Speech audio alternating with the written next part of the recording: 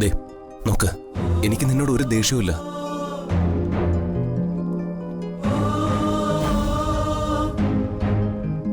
അന്നേരം ഞാൻ നിന്നോട് ദേഷ്യപ്പെട്ടത് വേറെ ചില പ്രശ്നങ്ങൾ കാരണ. അപ്പോഴാ നീ അങ്ങോട്ട് വന്നത്. സത്യമായിട്ട് നീ ഒരു തെറ്റും ചെയ്തിട്ടില്ല. ഞാനല്ലേ പറയുന്നത്.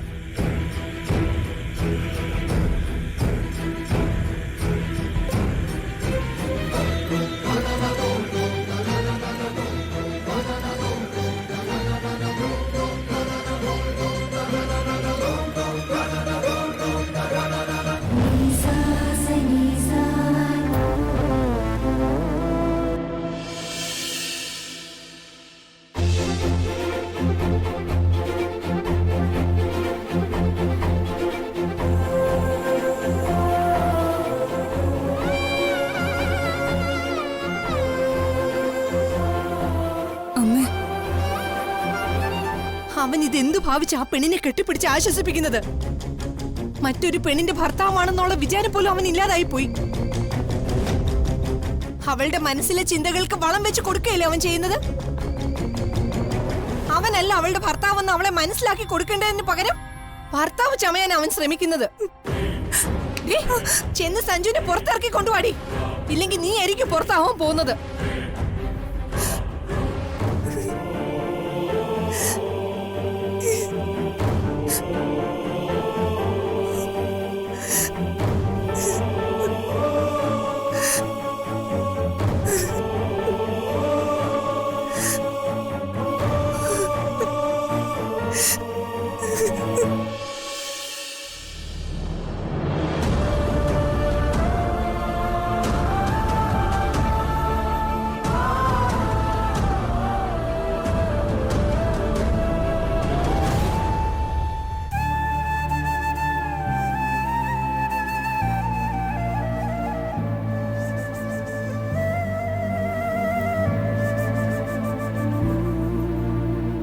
മോനെ ഗോവിന്ദ,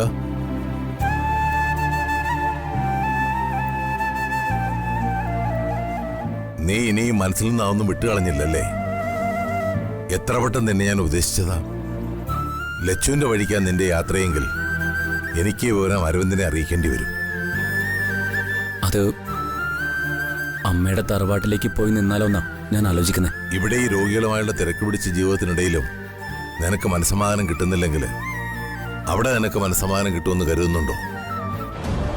ലച്ചുവിനോട് തോന്നിയ ഇഷ്ടം കൊണ്ട് മാത്രമല്ല മുത്തശ്ശ എനിക്കവളെ മനസ്സിൽ നിന്ന് പറിച്ചു കളയാൻ പറ്റാത്തത്. മറ്റുള്ളവർക്ക് ഒരു ശല്യമായിട്ട് കഥ അറിയാതെ ഭാര്യവേഷം കെട്ടി ആടുന്നത് ഓർത്ത. ഒരിക്കലെങ്കിലും സഞ്ജുവിന്റെ കൂടെ അവള് ഒരു ജീവിതം കൊതിച്ചെങ്കിൽ അവളെ ആ വഴിക്ക് വിടാമായിരുന്നു. അത് മനസ്സുകൊണ്ട് പോലും ആഗ്രഹിക്കാത്തവളല്ല ലച്ചു. നമ്മള് പരമേശ്വരനെ ആരാധിക്കുന്ന പോലെയാ അവൾക്ക് ജീവനും ജീവിതവും നൽകിയ സഞ്ജുവിനെ അവള് കാണുന്നത്. അങ്ങനെ ഒരു പെണ്ണ് ഈ വിധം തരംതാണു പോകാൻ പാടില്ല. അവളെ നമുക്ക് മടക്കിക്കൊണ്ടുവരണം. നീ പറയുന്നത് എനിക്ക് മനസ്സിലാവുന്നുണ്ട്. ദൈവം എന്തെങ്കിലുമൊക്കെ കണ്ടിട്ടുണ്ടാവും, അല്ലാതെ അവൾക്ക് ഇങ്ങനെയൊന്നും സംഭവിക്കില്ലായിരുന്നു. ഈ വിഷയം മുത്തശ്ശൻ ഇനിയെങ്കിലും ദൈവത്തിൽ മാത്രം അർപ്പിക്കരുത്. അവളെ ദൈവം ശിക്ഷിക്കാം മുത്തശ്ശ.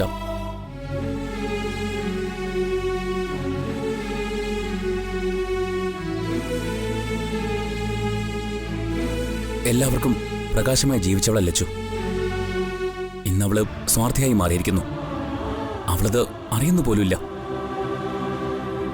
സഞ്ജുവിന് അവളെ ഭാര്യയായിട്ട് അംഗീകരിക്കാൻ കഴിയുമായിരുന്നെങ്കിൽ മുത്തശ്ശൻ ഈശ്വരന്മാരെ കൂട്ടുപിടിച്ചതിന് എന്തെങ്കിലും ന്യായീകരണം ഉണ്ടെന്ന് പറയാമായിരുന്നു. അവന് അവളുടെ ഇഷ്ടം ഉണ്ടായിക്കൂടെന്ന് ആര് കണ്ടു? ശാസ്ത്രികളുമായി ഞാൻ സംസാരിച്ചിരുന്നു. ലക്ഷ്മി മംഗലശ്ശേരിയിലെത്തിയത് ദൈവനിയോഗമാണെന്ന ശാസ്ത്രികൾ ആവർത്തിച്ച് പറയുന്നത്. അവളുടെ താലിയാണത്രേ സഞ്ജുവിന്റെ ജീവൻ രക്ഷിക്കുന്നത്രേ. ഞാൻ നിശബ്ദനാവാനുള്ള കാരണവും അതാണ് മോനെ.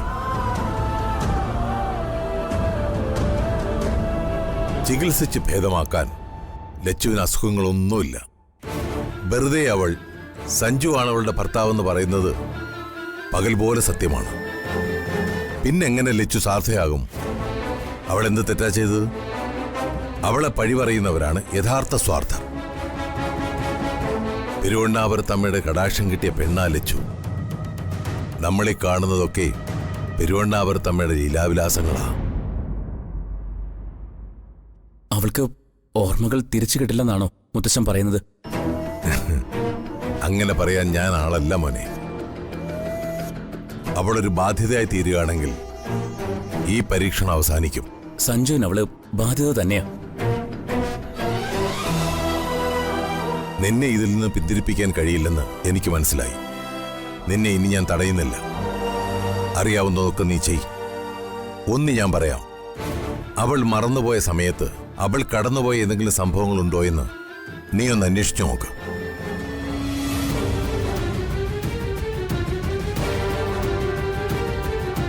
അഖണ്ഡ ജ്യോതി, അവൾക്കത് മറക്കാൻ കഴിയുമോ മുത്തശ്ശ?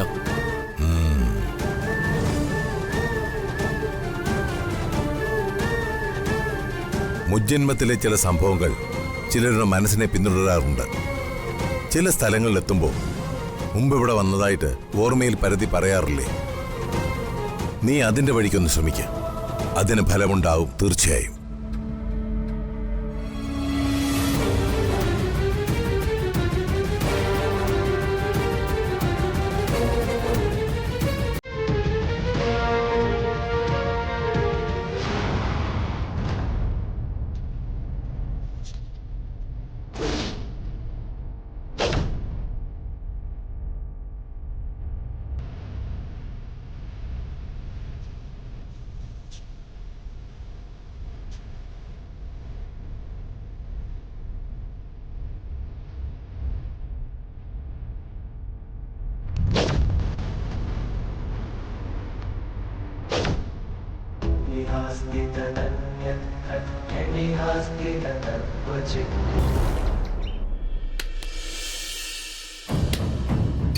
ഇതെവിടെ പോയി?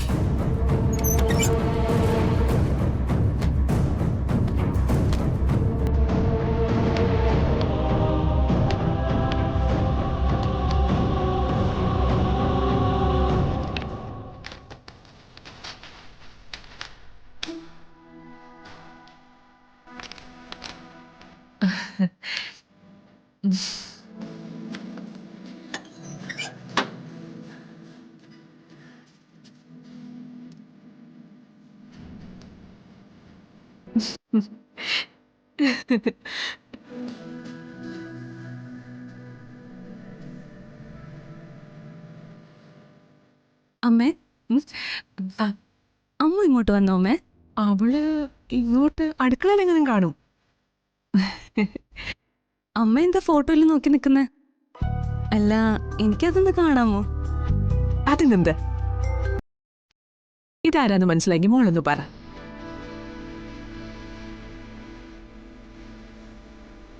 ഇത് സഞ്ജു അല്ലേ?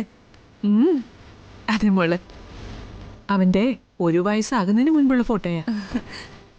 ഇങ്ങനെയെങ്കിലും 1 വയസ്സുകാരനൊന്ന് കാണാൻ കഴിഞ്ഞല്ലോ.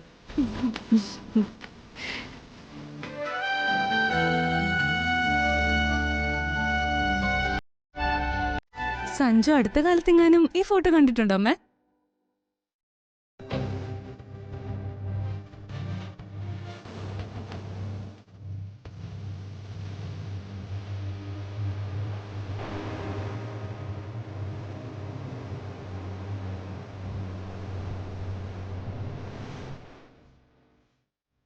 ഞാനിതൊന്നും അവനെ കാണിക്കാറില്ല മോളെ. ഇന്നിപ്പോ ഇതെടുക്കാൻ കാരണം നാളെ അവന്റെ ബർത്ത്ഡേയാ. എന്നാ അമ്മേ, നമുക്കിതൊന്ന് ആഘോഷിക്കണമല്ലോ. സഞ്ജുവേട്ടന്റെ ബർത്ത്ഡേ ആണോ നാളെ? അതെ മോളെ. എന്നിട്ട് അമ്മ ഇതെന്താ നേരത്തെ എന്നോട് പറയാതിരുന്നത്?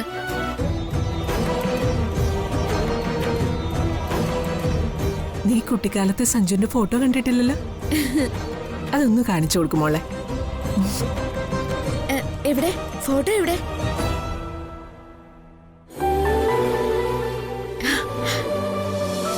കണ്ടോ?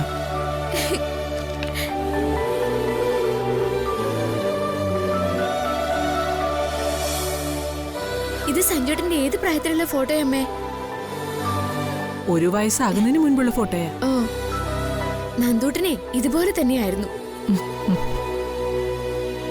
അവന്റെ മുടി കുറച്ച് ചുരുണ്ടതായിരുന്നേ ഉള്ളൂ. പക്ഷേ നല്ല രസമുണ്ട് സഞ്ജുട്ടനെ കാണാൻ.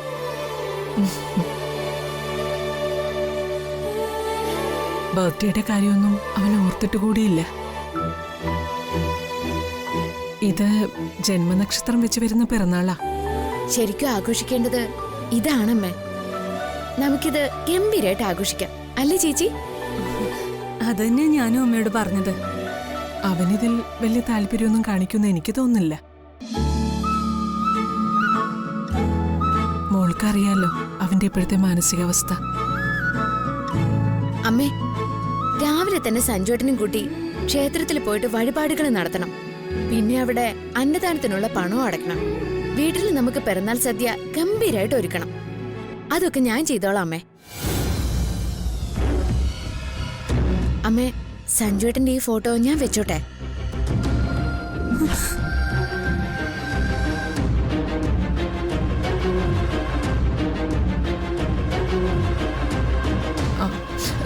അത് മോളെ, ഞാനിതേ ഒരു അമൂല്യനിധി പോലെ സൂക്ഷിക്കുന്നതാ. ഇങ്ങ് തന്നേക്ക്, അതെന്റെ കയ്യിലിരുന്നോട്ടെ. നീ അതങ്ങ് കൊടുക്കില്ലച്ചോ? ഞാനേ ഇതൊന്ന് ശരിക്ക് കണ്ടിട്ട് ഞാൻ തന്നെ അമ്മയുടെ കയ്യിൽ തിരിച്ചു കൊണ്ടുതരാം. മോളെ,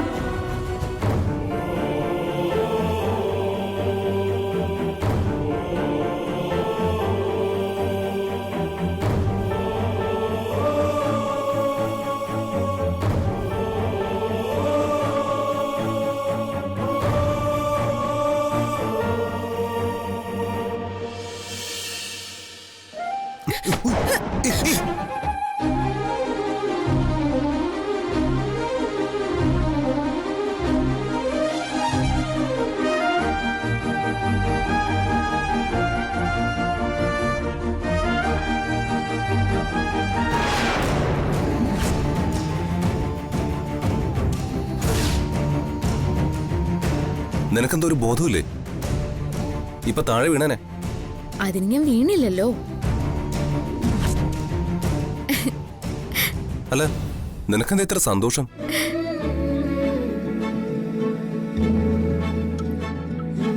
നീ എന്താ പുറകിൽ പിടിച്ചിരിക്കുന്ന? ഞാനത് കാണട്ടെ. അത് കണ്ടാലേ സഞ്ജുട്ടൻ നാണിക്കും. നാണിക്കോന്നോ? എന്തിന്? സത്യമായിട്ട് സഞ്ജുട്ടൻ നാണിക്കുവേ. അതിങ്ങ് താ. തരില്ല. താലച്ചു തരില്ലാന്ന്. ഒന്ന് താ നോക്കട്ടെ. ഇല്ല. ലച്ചു, ലച്ചു.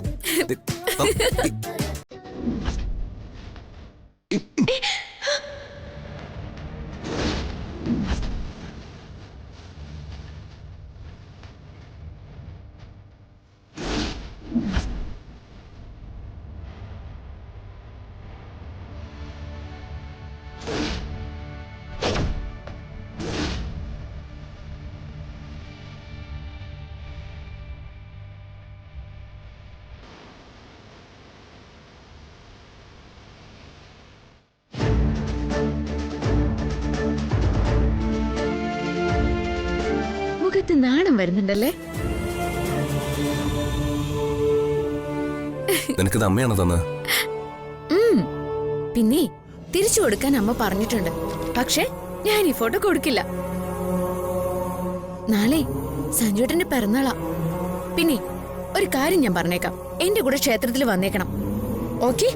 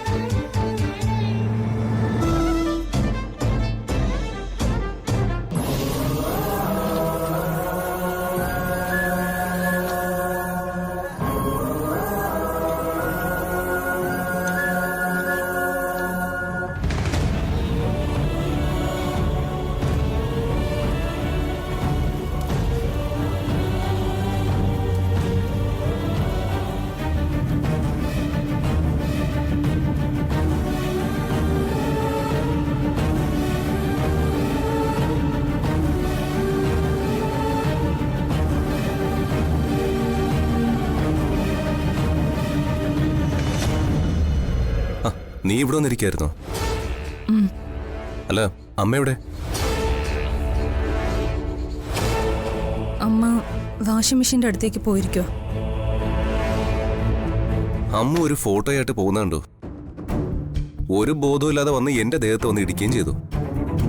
ഹ, അമ്മ എന്തിനാ എന്റെ പഴയ ഫോട്ടോ അവൾക്ക് കൊടുത്തത്? അത് സഞ്ജു അമ്മയോട് പോയി ചോദിക്കാം. ഏയ്, നീ എന്നോട് പരിഭവിച്ചിട്ട് എന്താ കാര്യം? എന്നെ വിട് സഞ്ജു.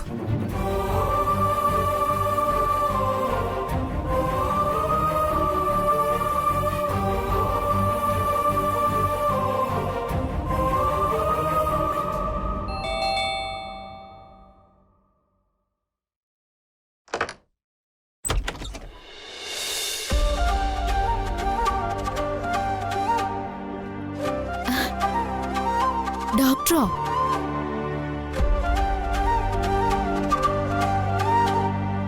വരൂ.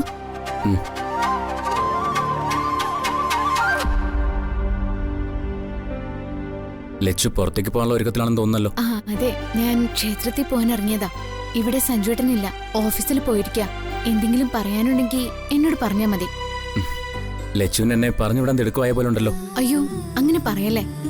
നിങ്ങൾ ഇവിടുത്തെ ഒരു അംഗത്തെ പോലെ കാണുന്ന സഞ്ജുവേട്ടൻ എന്നോട് പറഞ്ഞിട്ടുള്ളത്. ഞാൻ വന്നത് ലച്ചുവിനെ കാണാൻ വേണ്ടി തന്നെയാ. സഞ്ജുവിനെ വിളിച്ചിരുന്നു, നേരമില്ല, എന്നോട് പോയി ലച്ചുവിനെ കണ്ടാൽ മതി എന്നാ പറഞ്ഞത്. എന്നെ കാണാനോ? അതെന്തിനാ? ഞാനൊരു സാധനം കൊണ്ടുവന്നിട്ടുണ്ട്, അത് ലച്ചുവിന് തരാൻ വേണ്ടിയാ വന്നേ. ഗോവിന്ദനെ കണ്ടിട്ട് കുറച്ചു ദിവസം ആയല്ലോ. ഇടയ്ക്ക് കുറച്ച് തിരക്കായി പോയി അമ്മേ. അമ്മേ, ഡോക്ടർ എനിക്ക് എന്തോ കൊണ്ടുവന്നിട്ടുണ്ട്.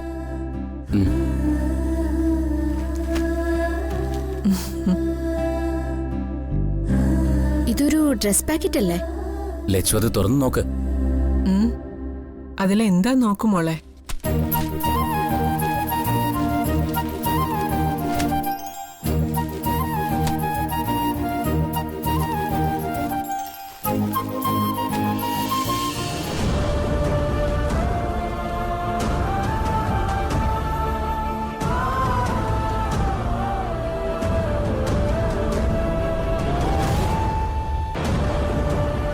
ലച്ചു, ഈ ഡ്രസ്സ് നീ തിരിച്ചറിയ തന്നെ ചെയ്യും.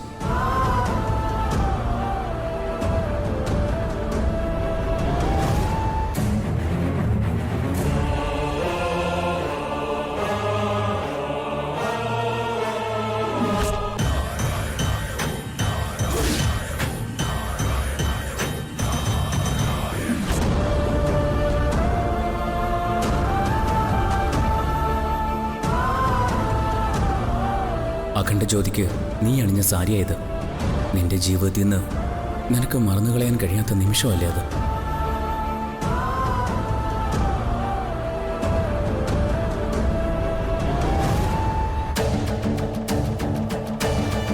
ഈ ഡ്രസ് ഏതാണെന്ന് ഇപ്പൊ ലച്ചുവിന് മനസ്സിലായോ? ഈ ഹാഫ് സാരി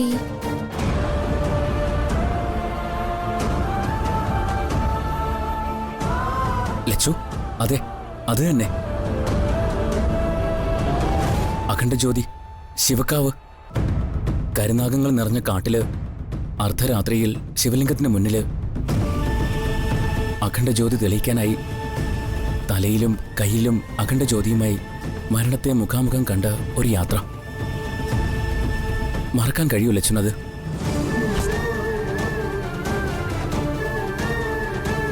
ഒരുപാട് സുമംഗലികൾ വിഷം തീണ്ടി മരിച്ചും ശിരസിലെ അഗ്നി പടർന്ന് വെന്ത് വെണ്ണീറായും ജീവൻ ബലിയർപ്പിച്ച പാതയിലൂടെ അവസാന ലക്ഷ്യം കണ്ടവളാ ലച്ചു.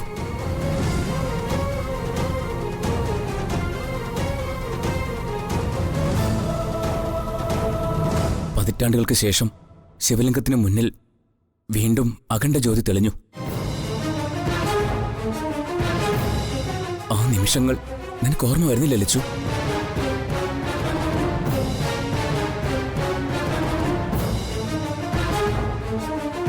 അന്ന് ലച്ചു ധരിച്ച സാരിയാ ഇത്.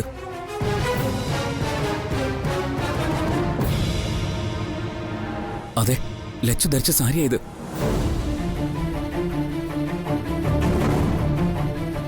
ലച്ചുന് മനസ്സിലായില്ലേ? എനിക്ക് മനസ്സിലായി. ഈശ്വര,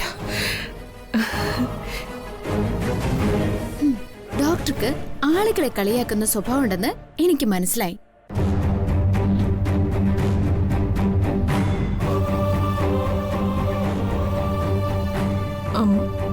മോൾ അങ്ങനെ ഏതെങ്കിലും പൂജയിൽ പങ്കെടുത്തിട്ടുണ്ടോ? എന്റെ അമ്മേ, വീടും എന്റെ ഗ്രാമവും പിന്നെ പെരുവണ്ണാപുരത്തെ ക്ഷേത്രവും അല്ലാതെ ഞാൻ ഇന്നിതുവരെ ഒരിടത്തും പോയിട്ടില്ല. ഡോക്ടർ പറയുന്നത് ഏതോ പൂജയാണെന്ന് എനിക്ക് മനസ്സിലായി. അമ്മേ, ഡോക്ടർ എന്നെ കളിയാക്കാൻ വേണ്ടി വന്നതാ. ദാ, ഈ സാരി ഡോക്ടർ തന്നെ വെച്ചോ. അനിയത്തിക്കുട്ടിയുടെ സാരിയാണെങ്കിൽ മറക്കാതെ തിരിച്ചു കൊടുക്കണേ. അമ്മേ, ഞാൻ ക്ഷേത്രത്തിൽ പോയിട്ട് വേഗം വരാം. അമ്മ ഡോക്ടർക്ക് ചായ കൊടുക്ക.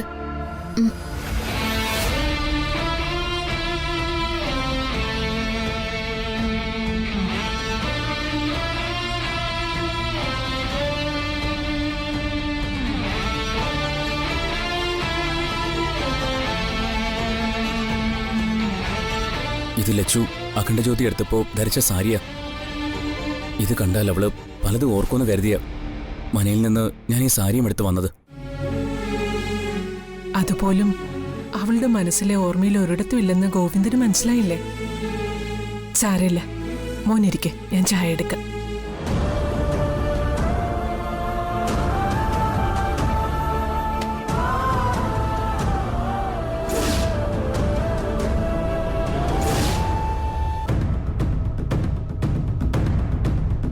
ലച്ചു, നീ ഇനി ഒരിക്കലും മടങ്ങി വരില്ല അല്ലേ?